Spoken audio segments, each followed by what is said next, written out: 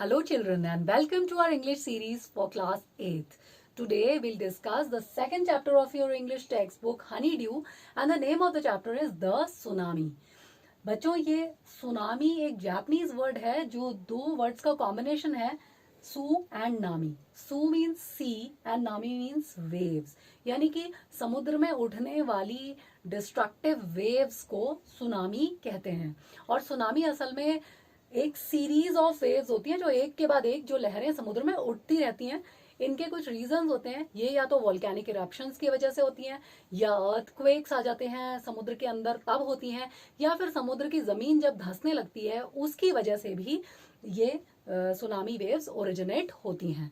तो ऐसी ही tsunami waves ने हिट किया था इंडिया के तमिलनाडु कोस्ट को और अंडमान निकोबार आइलैंड्स को, और साथ ही इंडिया के पड़ोसी देश थाईलैंड को 26 दिसंबर 2004 में, जब 1,50,000 लोगों की जान गई थी इसमें.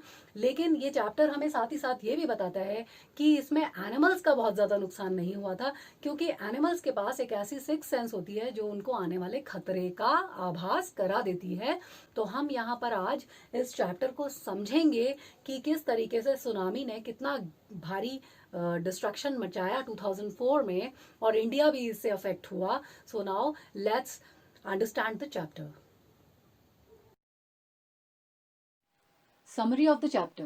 Tsunami refers to a very large and powerful wave in the sea. It is caused by some earthquake under the sea. Tsunami से तात्पर्य है समुद्र में आने वाली बहुत ही विशाल और शक्तिशाली लहर से, और इस लहर का उद्भव होता है समुद्र के अंदर आए भूकंप के कारण. One such calamity hit several countries on December 26, 2004. इसी तरीके की एक आपदा ने प्रभावित किया था बहुत सारे देशों को 26 दिसंबर 2004 में. The worst affected parts were coastal parts of India, specially Tamil Nadu, the Andaman and Nicobar islands and Thailand. ऐसी ही एक आपदा ने प्रभावित किया था भारत के तटीय प्रदेशों को, मुख्य रूप से तमिलनाडु के तट को और अंडमान निकोबार आइलैंड्स को, और इसी के साथ थाईलैंड को. Some 1,50,000 people lost their lives, but animals suffered very few casualties. इस कलामिटी में, इस आपदा में 1,50,000 लोगों ने अपनी जान गंवाई, लेकिन जानवरों का बहुत कम नुकसान हुआ. Perhaps they had sensed the coming earthquake and they ran to safer high places. शायद वो आने वाले खतरे या भूकंप को पहचान गए और वे ऊंचे सुरक्षित स्थानों तक दौड़ गए. This lesson recounts a few stories of bravery and intelligence where the tsunami hit the Andamans. यह पाठ याद करता है साहस और बुद्धिमानी की उन कहानियों को जब सुनामी ने अंडमान द्वीप समूह पर कहर बरसाया था. The first story is about Ignatius, the manager of a cooperative society in Kachal. ये पहली कहानी इग्नेशियस नाम के व्यक्ति की है जो कछाल नाम के स्थान पर एक सहकारी समिति के मैनेजर या प्रबंधक थे. He was woken up by his wife at 6 a.m. सुबह 6 बजे उन्हें उनकी पत्नी ने उठाया. The family rushed out of the house. पूरा परिवार घर के बाहर भागा. When the earth stopped shaking, the sea started rising. जैसे ही धरती ने कांपना बंद किया, समुद्र ऊपर उठने लगा. The waves washed away his 2 children and in-laws. लहरों ने उनके 2 बच्चों और उनके ससुराल वालों को बहा दिया. But his 3 other children were saved because they were with him.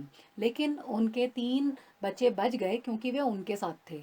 Sanjeev was a policeman. He managed to save himself, his wife and daughter from the waves.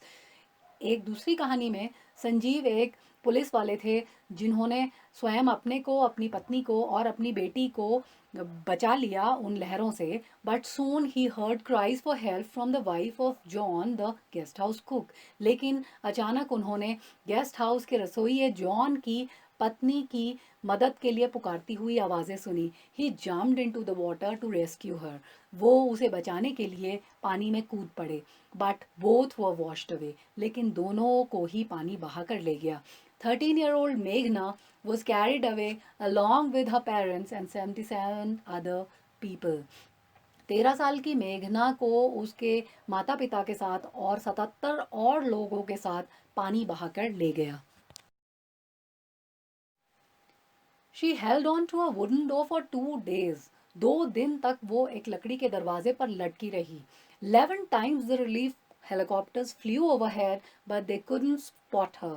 11 बार उसके ऊपर से राहत और बचाव कार्य वाले हेलीकॉप्टर उड़े, लेकिन उन्होंने उसको नहीं देखा.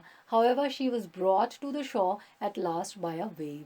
अंत में एक लहर द्वारा वो बहाकर समुद्र तट तक पहुंचा दी गई. Almaz Javed was a 10-year-old student of a convent school in Port Blair. Port Blair के कॉन्वेंट स्कूल में अलमाज जावेद नाम की 10 साल की बच्ची पढ़ती थी. Her family had gone to another island to celebrate Christmas. उसका परिवार क्रिसमस मनाने के लिए दूसरे द्वीप में गया हुआ था. Almas's father saw the sea waves receding in the morning. सुबह सुबह अलमास के पिता ने समुद्र की लहरों को वापस जाते हुए देखा. They understood that the waves would come back with force. वे पहचान गए कि ये लहरें दुगने फोर्स, दुगने ताकत के साथ वापस आएंगी. He tried to take his family to a safer place. उन्होंने अपने परिवार को एक सुरक्षित स्थान पर पहुंचाने की कोशिश की. But her father and grandfather were swept away by a giant wave. लेकिन एक बहुत बड़ी लहर उसके पिता और उसके दादाजी को बहाकर ले गई. Her mother and aunts were washed away. उसकी माँ और उसकी चाचियाँ भी बह गईं. Almas climbed onto a log of wood. She later found herself in a hospital. Almas एक बड़े से लकड़ी के लट्ठे पर चढ़ गई और बाद में उसने अपने आप को अस्पताल में पाया. There's a story from Thailand. यहाँ थाईलैंड की एक कहानी है. The Smith family was celebrating Christmas at a beach resort.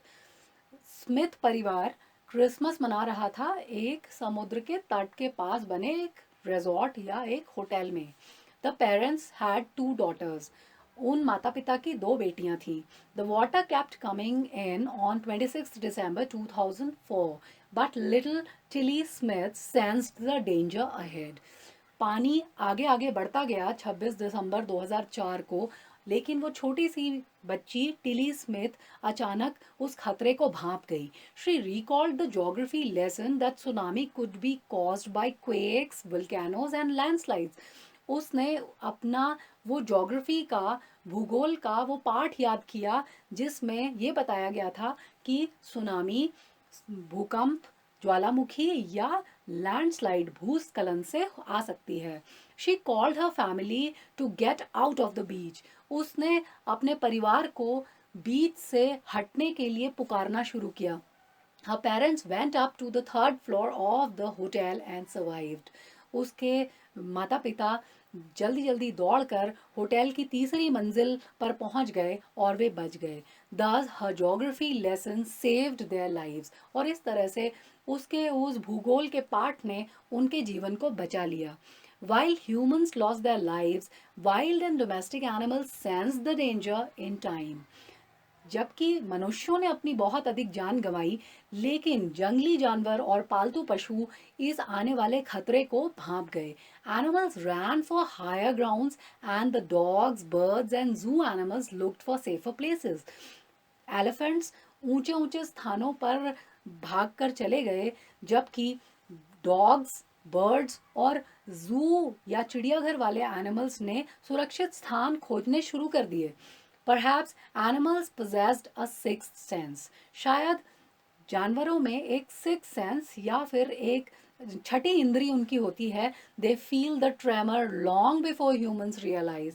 उन्हें उन खतरों का अंदेशा पहले ही हो जाता है, जबकि मनुष्य उसको भांप भी नहीं पाता.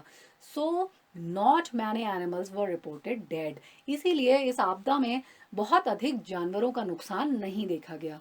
At Yala National Park in Sri Lanka, no dead bodies of animals were found, while 60 visitors were washed away.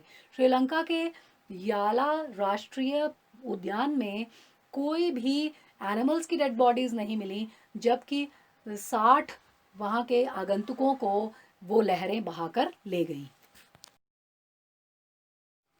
So now that you've understood the chapter, let us go through the comprehension questions. Question number 1. What is a tsunami? When did it hit so many countries and sea coasts? A tsunami is a very large and powerful wave. It is caused by earthquakes under the sea. The deadly tsunami hit Thailand, India, and the Andaman Islands on 26th December 2004. Question number 2. Do animals get foreknowledge of the tsunami coming? Yes, it is true that animals sense the coming disaster earlier than human beings. It became evident in 2004. The tsunami killed more than 150,000 people in a dozen countries, but very few animals were reported dead. Buffaloes, goats, and dogs remained unharmed. So did elephants and leopards. They ran away to higher places to save their lives. Question 3. Who was Ignatius? Why did he put his television down on the ground from table? Ignatius was the manager of a cooperative society in Kachal. When his wife told him about an earthquake, he immediately took his television set off its table and put it down on the ground so that it would not fall and break. Question 4. How did Sanjeev lose his life? When Sanjeev heard cries for help from the wife of John, the guest house cook, he immediately jumped into the water to rescue her. But unfortunately, they were both swept away by the powerful waves. Question 5. What is the view of some experts about the animals? Some experts believe that animals' more acute hearing helps them to hear or feel the earth's vibration. They can sense an approaching disaster long before humans realize what's going on. Question 6. How did Tilly Smith save her family from the deadly waves? Tilly Smith, with her family, was celebrating Christmas at a beach in Thailand. She was only 10 years old. She noted the seawater flowing towards the beach. She was reminded of a geography lesson and the video of Hawaiian Islands in 1946.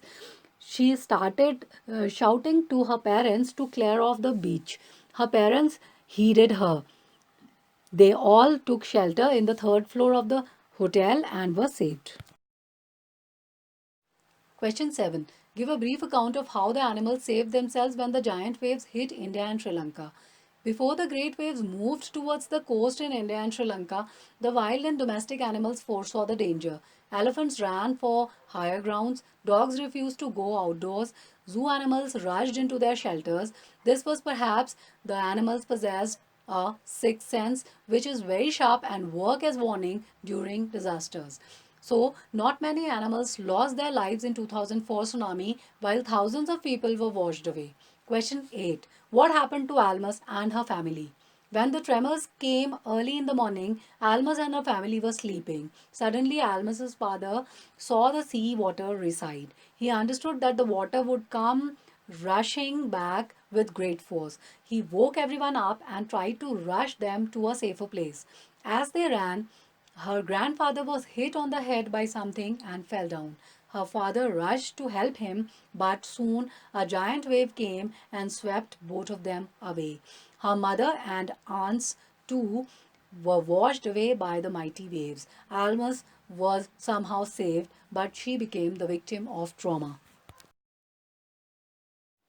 Question 9. Say whether the following are true or false. First, Ignatius lost his wife, two children, his father-in-law and his brother-in-law in the tsunami. True. Second, Sanjeev made it to safety after the tsunami. False. Third, Meghna was saved by a relief helicopter. False. Fourth, Almasa's father realized that a tsunami was going to hit the island. True. Fifth, her mother and aunts were washed away with the tree that they were holding on to. True. So children, hope you all must have understood the chapter as well as the comprehension questions. You can write your own answers to the questions or you can take help from here. Please go through the summary again to have a better understanding and write all these question answers in your notebooks in good handwriting. We'll be back with more valuable videos for you. Till then, take care of yourselves and bye-bye.